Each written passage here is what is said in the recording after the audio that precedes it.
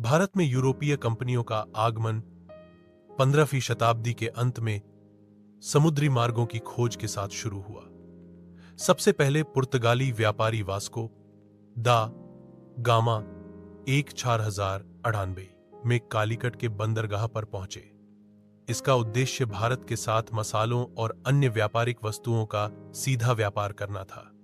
Vasco दा gamma की यात्रा ने यूरोपीय देशों को भारत की अपार संपदा और व्यापारिक संभावनाओं से परिचित कराया। पुर्तगाली भारत में सबसे पहले आने वाले यूरोपीय थे।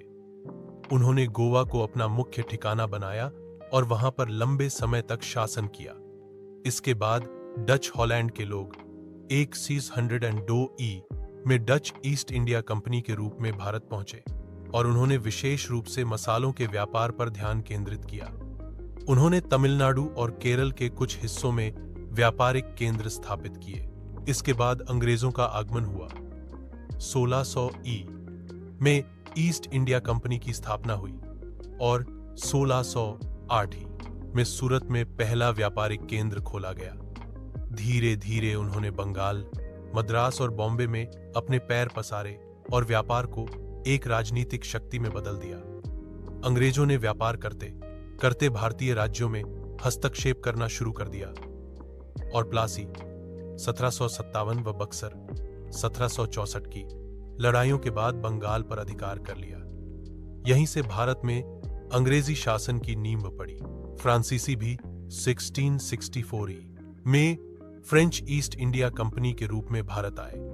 उन्होंने पांडिचेरी, चंद्रनगर और कराईकल जैसे स्थलों पर अपने केंद्र बनाए। अंग्रेजों और फ्रांसीसियों के बीच भारत में वर्चस्व की लड़ाइयां हुईं, जिन्हें कर्नाटक युद्ध कहा जाता है। 3 कर्नाटक युद्धों के बाद फ्रांसीसी भारत में कमजोर पड़ गए और अंततः अंग्रेज प्रमुख शक्ति बनकर उभरे। यूरोपीय कंपनियों के आगमन का भारत पर गहरा प्रभाव पड़ा। एक ओर जहां यह आधुनिक व्यापार, तकनीक और नए विचारों का प्रवेश द्वार बना, वहीं दूसरी ओर भारत की स्वतंत्रता, सामाजिक ढांचा और अर्थव्यवस्था पर भी इसका नकारात्मक प्रभाव पड़ा। धीरे धीरे व्यापार करने आई कंपनियां शासक बन बैठी। अंततः 1858 में ब्रिटिश सरकार ने ईस्ट इंडिया कंपनी को समाप्त कर भारत की बागडोर सीधे अपने हाथ में ले ली।